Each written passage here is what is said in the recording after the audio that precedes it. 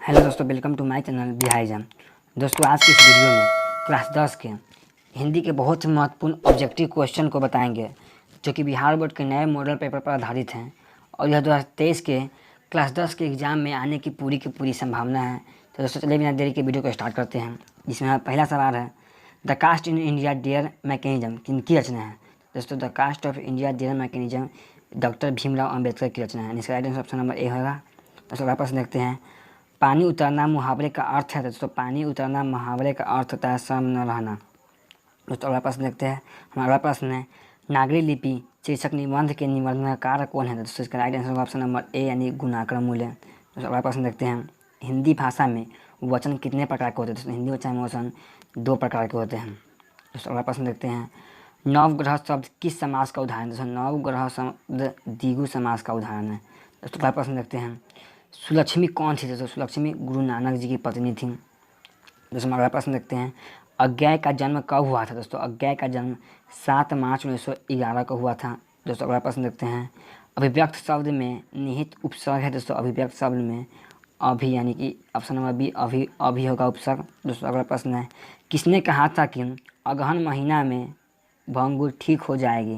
दोस्तों, right answer इसका right answer होगा ऑप्शन नंबर ए यानी कि ज्योतिषी ने। दोस्तों, अगला प्रश्न देखते हैं। दोस्तों, अगला प्रश्न है, मीनाक्षी मंदिर कहाँ है? दोस्तों, मीनाक्षी मंदिर तमिलनाडु में स्थित है। दोस्तों, अगला प्रश्न देखते हैं, लौट कर आऊँगा फिर पाठ की विदा है। दोस्तों, लौट कर आऊँगा फिर पाठ की विदा कविता है। दोस्तों, अगला प्रश्न देखते हैं, विशेषण के कितने भेद होते हैं? दोस्तों, विशेषण के 4 भेद होते हैं। दोस्तों, अगला प्रश्न देखते हैं, कुंवर नारायण रचित पाठ है। दोस्तों, कुंवर नारायण एक बीच की हत्या है।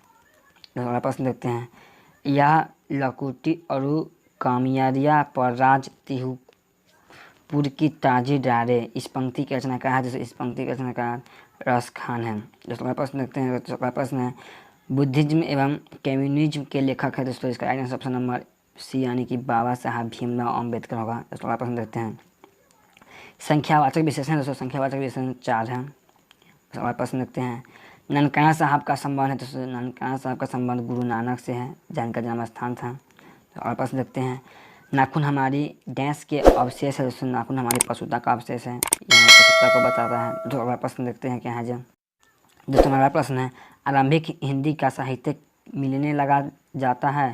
दोस्तों, यह 8वीं से 9वीं सदी में मिलने लगता है। दोस्तों, हमारा प्रश्न है, अमरकांत का जन्म कब हुआ था? दोस्तों, अमरकांत का जन्म 1925 ईस्वी में हुआ था। दोस्तों, हमारा प्रश्न देखते हैं, भाववाचक संख्या का उदाहरण। दोस्तों, भाववाचक संख्या का उदाहरण है बचपन। दोस्तों, अगला प्रश्न देखते हैं, किशोर से मार खाने के बाद बहादुर चुपचाप कोने में खड़ा हो जाता है। दोस्तों, अगला प्रश्न देखते हैं, रूसी जाति की अस्मिता को सडुटर करने वाला साहित्यकार है। दोस्तों, इसका right answer option number A होगा लियो टॉल्स्टॉय का। दोस्तों, अगला प्रश्न देखते हैं, कथक नृत्य में पर्याय माने जाते हैं। दोस्तों, पंडित बिरजू महाराज। दोस्तों, अगला प्रश्न देखते हैं, भाववाचक संज्ञा का उदाहरण नहीं है। दोस्तों, भाववाचक संज्ञा का उदाहरण नहीं है। दोस्तों, इसका राइट आंसर ऑप्शन नंबर होगा बी यानी दूध। अगला प्रश्न देखते हैं, जीत जीत में निरखट हूँ पाठ के केंद्र में है। दोस्तों, जीत जीत में निरखट हूँ पाठ के केंद्र में पंडित बिरजू महाराज है। दोस्तों, अगला प्रश्न देखते हैं, अज्ञेय ने सूत्रपात किया। दोस्तों, अज्ञेय ने प्रयोगवाद किया था। अगला प्रश्न, स्वर संधि का उदाहरण। स्वर संधि का उदाहरण इनसे सभी होगा। दूसरा प्रश्न देखते हैं, मदन है तो मदन दोस्तों किनारी का वेटर था जो वहाँ पर काम करता था। अगला प्रश्न देखते हैं, अन्य पुरुष डैश भेद है। दोस्तों, अन्य पुरुष भाववाचक सर्वनाम का है। अगला प्रश्न देखते हैं, पंडित बिरजू महाराज को गंडा बांधा। दोस्तों, उसके पिता ने बांधा था। अगला प्रश्न है, लौटकर आऊँगा फिर पाठ के लेखक कौन है? दोस्तों, लौटकर आऊँगा फिर पाठ के लेखक जीवनंदन दास हैं। दोस्तों, अगला प्रश्न देखते हैं, जापान पर परमाणु बम गिराया था। दोस्तों, जापान पर परमाणु बम अमेरिका ने गिराया था हिरोशिमा पर। दोस्तों, अगला प्रश्न देखते हैं, रोन नदी में है। दोस्तों, रोन नदी के बगल में फ्रांस है। अगला प्रश्न देखते हैं, द्विगु समास नहीं है। दोस्तों, द्विगु समास भाई बहन है नहीं है। दोस्तों, भाई बहन द्वंद्व समास होता है, द्वंद्व समास। अगला प्रश्न देखते हैं अपना। दोस्तों, हमारा प्रश्न है, लेखक अपने पिता से मछली क्यों मांगना चाहता था? दोस्तों, लेखक अपने पिता से मछली कुएं में डालने के लिए मांगना चाहता था। दोस्तों, अगला प्रश्न है, कविता नहीं है। दोस्तों, कविता शिक्षा और संस्कृति कविता नहीं है। दूसरा प्रश्न देखते हैं, मोहरा नदी शहर से दूर थी दोस्तों 3 मील।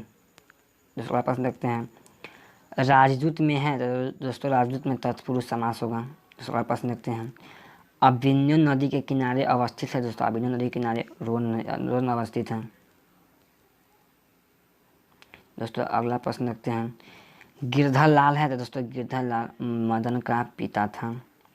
दोस्तों अगला प्रश्न देखते हैं, संतु डैश के मारे काँप रहा था दोस्तों, संतु ठंड के मारे काँप रहा था। जो संतु डर के मारे काँप रहा था, सॉरी दोस्तों इसका आंसर ऑप्शन नंबर बी होगा, संतु डर के मारे काँप रहा था। दोस्तों अगला प्रश्न देखते हैं, बहुवीर्य समास में है दोस्तों, बहुवीर्य समास में कोई पद प्रधान नहीं होता है। दोस्तों अगला प्रश्न देखते हैं, मैक्स मुलर के अनुसार सर्वाधिक संपदा और प्राकृतिक सौंदर्य से परिपूर्ण देश दोस्तों यह देश है दोस्तों भारत। दूसरा प्रश्न देखते हैं, कमरुद्दीन का जन्म डैश में हुआ था दोस्तों, कमरुद्दीन का जन्म बिहार में हुआ था। दूसरा प्रश्न देखते हैं, व्यंजन संधि का उदाहरण नहीं है दोस्तों, व्यंजन संधि का उदाहरण पुनर्जन्म नहीं है। दूसरा प्रश्न देखते हैं, बिस्मिल्लाह खां के परदादा उस्ताद सलार हुसैन खां के निवास कहाँ के निवासी थे। दोस्तों ऑप्शन नंबर डुमराव के थे ये। दूसरा प्रश्न देखते हैं, मछली कहानी के लेखक है दोस्तों, मछली कहानी के लेखक विनोद कुमार शुक्ल हैं। दूसरा प्रश्न देखते हैं, धर्मात्मा का संधि विच्छेद होगा दोस्तों, धर्मात्मा का संधि विच्छेद होगा धर्म प्लस आत्मा, धर्मात्मा। दूसरा प्रश्न देखते हैं, जन्म से ही पागल थी दोस्तों, जन्म से ही मंगू पागल थी। दूसरा प्रश्न देखते हैं, अगला प्रश्न है, निबंध है दोस्तों, निबंध परंपरा का मूल्यांकन एक निबंध है। दोस्तों अगला प्रश्न देखते हैं, संगीता शास्त्रगत सुधीर वादों में है दोस्तों, इसका ऑप्शन नंबर होगा ए यानी सहनाई। दूसरा प्रश्न अपना देखते हैं, दोस्तों हमारा प्रश्न है, शुद्ध शब्द है दोस्तों, इसमें शुद्ध शब्द उत्कर्ष होगा। हमारा प्रश्न देखते हैं, मैक्स मुलर डैश का विद्वान था दोस्तों, मैक्स मुलर जर्मनी का विद्वान था। दूसरा प्रश्न देखते हैं, राजस्थानीय भाषा के सफल कहानीकार दोस्तों, इसका आंसर ऑप्शन नंबर ए यानी का सावरदैया होगा। दूसरा प्रश्न देखते हैं, बुढ़ापा में कौन सा प्रत्यय दोस्तों, बुढ़ापा में आपा प्रत्यय होगा। दूसरा प्रश्न देखते हैं, सीता के कितने बेटे थे दोस्तों, सीता के 3 बेटे थे। दूसरा प्रश्न देखते हैं, शुद्ध वाक्य हैं दोस्तों, इसका आंसर ऑप्शन नंबर बी यानी कि रोटी ताजी है, शुद्ध वाक्य है। दोस्तों अगला प्रश्न देखते हैं, दहते विश्वास कहानी के केंद्र में है दोस्तों, दहते विश्वास कहानी के केंद्र में बाढ़ की समस्या है। दोस्तों अगला प्रश्न देखते हैं, अभाव में कौन सा उपसर्ग है दोस्तों, अभाव में अ है जो उपसर्ग है। दोस्तों अगर आपको यह वीडियो पसंद आया होगा तो वीडियो को लाइक करिएगा, चैनल को सब्सक्राइब करिएगा ताकि एग्जाम से जुड़े और प्रश्न को हम लेकर आए और जिससे कि आपको एग्जाम में और ज़्यादा से ज़्यादा मदद मिल सके। धन्यवाद दोस्तों।